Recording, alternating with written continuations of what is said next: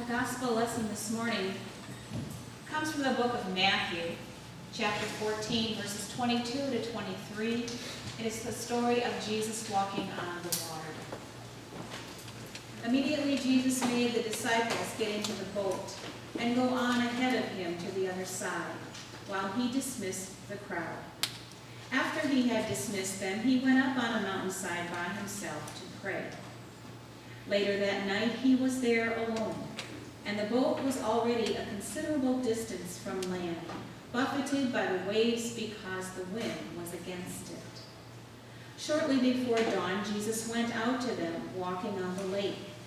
When the disciples saw him walking on the lake, they were terrified. "It's a ghost," they said, and cried out in fear. But Jesus immediately said to them, "Take courage, it is I. Don't be afraid." "Lord, if it's you," Peter replied, "tell me to come to you on the water." "Come," he said. Then Peter got down out of the boat, walked on the water, and came toward Jesus. But when he saw the wind, he was afraid, and beginning to sink, cried out, "Lord, save me."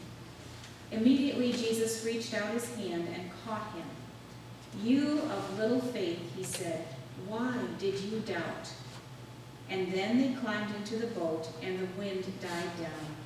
Then those who were in the boat worshipped him, saying, "Truly, you are the Son of God."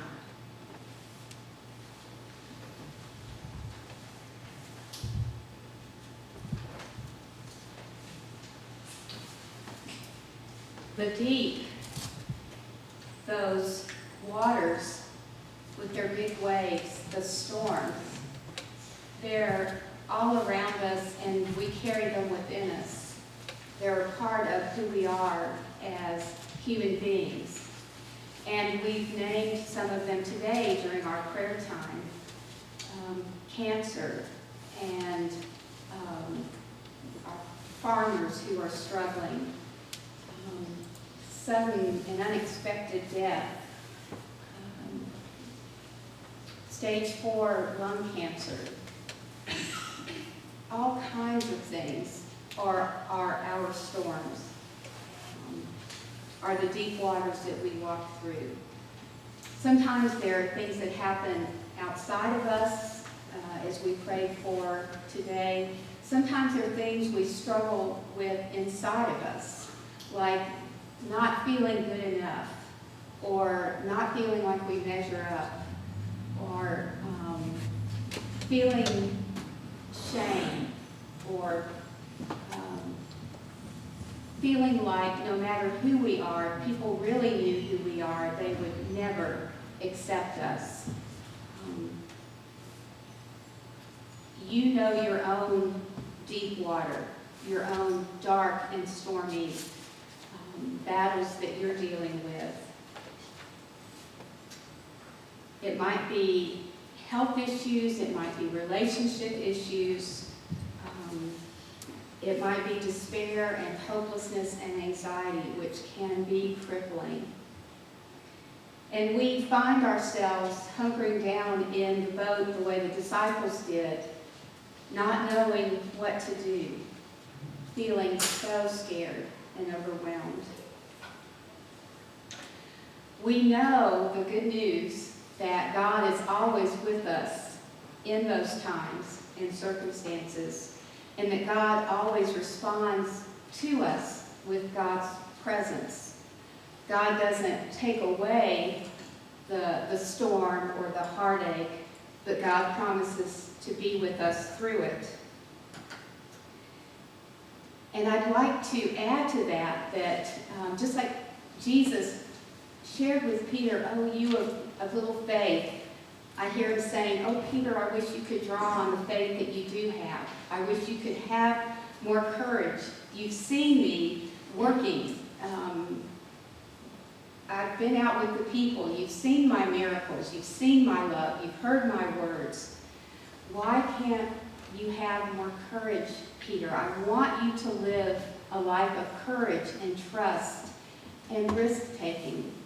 Live faithfully," I can hear Jesus wanting Peter to do. I've been reading a book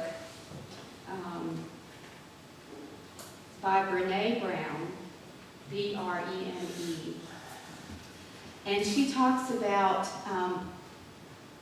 imperfections, our imperfections, and how they can feel overwhelming, but they are actually a gift that we can learn from. And she said when we embrace our imperfections, when we embrace the storms that we are going through, she calls that living wholeheartedly. Living wholeheartedly. She is a person of faith, and that's why I like her writing. And here's how she defines wholehearted living. And I'll preface that with, for me, wholehearted living is living a life of courage and of healthy risk-taking and trust in God. She writes, wholehearted living is about engaging in our lives from a place of worthiness. It means cultivating the courage, the compassion, and the connection, that connection with God and with each other, to wake up in the morning and think, no matter what gets done and how much is left undone today, I am enough. It is going to bed at night thinking, yes, I am imperfect and vulnerable and sometimes afraid, but that does not change the fact that I am also brave and worthy of love and belonging. Isn't that what the good news of the gospel is? That we are worthy of love and belonging, and that we are loved by God and we belong to God. Living wholeheartedly is God's will for us. It's what God desires. That we live with courage and hope, and that we take chances, risking ourselves in relationships and for the welfare of the world.